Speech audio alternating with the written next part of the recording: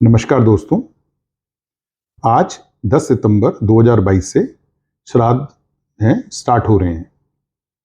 आज प्रतिपदा का श्राद्ध है। जो प्रतिपदा तिथि है वो आज शाम को 3:39 3:39 से स्टार्ट होगी।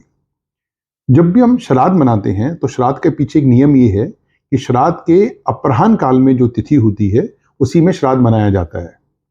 तो जो प्रतिपदा है वो जैसे मैंने कहा 3:39 PM पे स्टार्ट हो रही है और कल 1:15 तक होगा। तो जो उसका अपराह्न काल है वो आज है और अपराह्न काल जो आज है वो 16:06 तक है। तो जो प्रतिपदा का श्राद्ध होगा वो 3:39 PM से 4:06 PM तक ही मनाया जाएगा।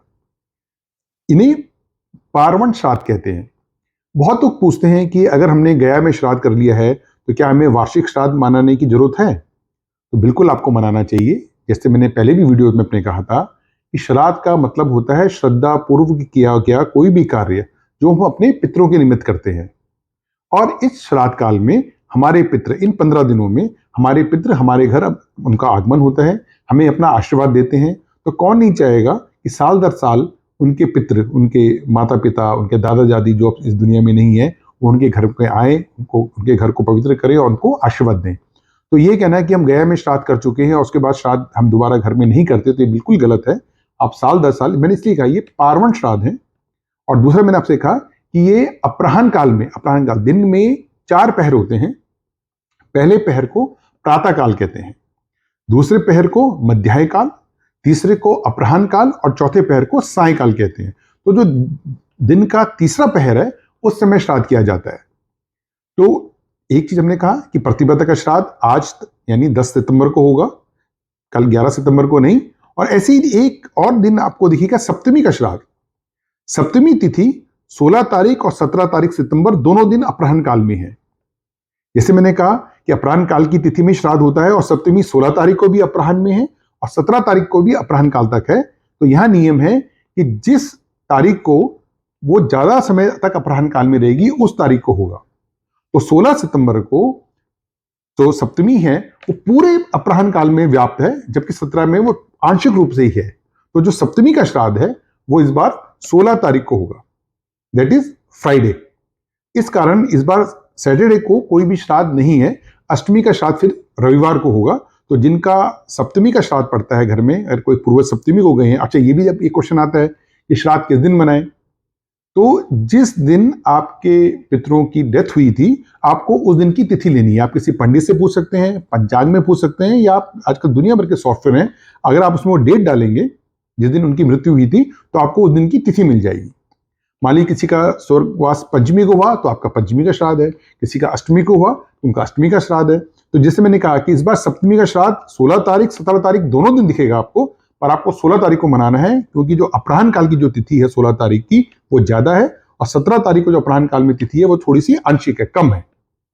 ऐसी एक चीज और हमें ध्यान देने योग्य बात है कि जिन लोगों की डेथ वॉलेंट होती है, हत्या हुई हो, एक्सीडेंट हुआ हो, विष से मरे हो, चाहे वो किसी भी तिथि में मरे हो, उनका जो श्राद्ध है वो केवल चतुर्दशी का ही श्राद्ध उनका किया जाता है, चाहे वो किसी भी तिथि में, चाहे कोई प्रतिपदा को मरा, पंचमी को मरा। पर अगर जो उनकी मृत्यु है वो हिंसाजनक मृत्यु है तो उनका जो श्राद्ध है वो चतुर्दशी को किया जाता है। अब एक प्रश्न फिर आता है कि सर जिनकी नेचुरल डेथ चतुर्दशी को, फिर उनका क्या करें? तो अगर किसी की नेचुरल डेथ, सामान्य मृत्यु चतुर्दशी को हुई है तो उनका जो श्राद्ध है वो चतुर्दशी को ना करके अमावस्या को करते हैं। ऐसे ही बहुत लोग हैं कि सर हमारे दादा दादी भी नहीं है, परदादा दादी का भी श्राद्ध करना है, माता पिता भी नहीं है, तो इतने श्राद्ध हम नहीं कर सकते, या हमें तिथि ज्ञात नहीं, बहुत हमारे मृतक हैं जो हमें पता ही नहीं था कि डेथ कब हुई। तो ऐसे ही जो कहते हैं सर्वपितृ श्राद्ध, कि आप अगर एक ही दिन सब पितरों का श्राद्ध करना चाहें, ये अज्ञात कि जिनकी आपको तिथि का ज्ञान नहीं है कि उनकी डेथ किस तिथि को हुई थी, उन सबका श्राद्ध भी हम अमावस्या को करते हैं। तो जिनकी चतुर्दशी में समान ढंग से मृत्यु हुई थी उनका श्राद्ध भी अमावस्या को होता है। जिनको आपको अज्ञात डेट नहीं पता उनका भी हम अमावस्या का श्राद्ध करते हैं। और अगर आप कोई भी श्राद्ध नहीं कर सकते तब भी आप एक ही दिन सर्व पितृ, सारे पितरों का जो श्राद्ध है वो अमावस्या के दिन कर सकते हैं। श्राद्ध का मतलब क्या है और श्राद्ध क्यों करते हैं? अपने पितरों के प्रति श्रद्धा पूर्वक किया गया कर्म श्राद्ध कहलाता है। जो भी आप जो, इसलिए श्राद्ध में सबसे इंपॉर्टेंट जो भाव है वो है श्रद्धा। और क्या करना चाहिए? आपने कभी देखा होगा, जब हम छोटे थे, 2-3 भाई बहन होते थे, तो जिस बच्चे का बर्थडे होता था, हमारे मम्मी पापा उसी के पसंद का केक, अगर पाइनएप्पल पसंद है तो पाइनएप्पल केक, चॉकलेट पसंद है तो चॉकलेट केक, राजमा पसंद है तो राजमा बनती थी। ऐसी जिसके निमित्त आप श्राद्ध कर रहे हैं, उनकी पसंद का खाना, उनकी बातें अपने बच्चों को, उनके अपने दादा दादी के बारे में बताएं कि वो कैसे थे, क्या थे, उनकी पसंद का खाना उन्हें खिलाएं, ताकि जो संस्कार है वो आगे चलते जाए। और जैसे हमने कहा, जो पितृ देवता कहा गया, पितृ देवता भी होने में, जो पितृ है वो देवता ही है, and they are your individual connection to God. भगवान राम, भगवान कृष्ण आपके लिए भी भगवान है और मेरे लिए भी भगवान है, हम सबके भगवान है। पर आपके दादा दादी आपके पितृ हैं और मेरे दादा दादी मेरे पितृ हैं, मेरे साक्षात देव हैं। तो that is my individual connection to God. तो कभी भी भगवान न करेगा जीवन में कोई भारी कमी है, जैसे विवाह नहीं हो रहा, संतान नहीं हो रही, दरिद्रता है, काम नहीं बन रहे, स्वास्थ्य ठीक नहीं है, तो आप श्रद्धा पूर्वक अपने पितरों का श्राद्ध कीजिए और उनसे मांगिए। आपका हक है उनसे मांगना, वो आपके पितृ है और सक्षम है, वो कुछ भी देने में सक्षम है, क्योंकि अब वो मनुष्य योनि में नहीं है, देव योनि में है।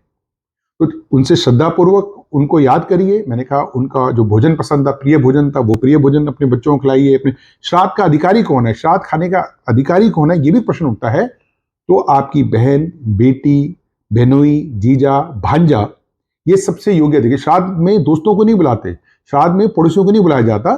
श्राद्ध में मैंने कहा कि जो आपकी बहन या बेटी है और जो उसका परिवार है, जैसे मैंने कहा बहनोई, भांजा, जीजा, आप उनको श्राद्ध में बुलाइए। और किसी कारणवश नहीं आ सकते, फिर दूसरा है कि हम अपने पंडित को, जो आपके आसपास के पंडित होंगे, आपके घर के पंडित होंगे, जो कुल पुरोहित है, वो श्राद्ध खाने के अधिकारी है। श्राद्ध कोई पार्टी नहीं है कि आप अपने फ्रेंड्स को बुला रहे हैं या अपने पड़ोसियों को बुला रहे हैं।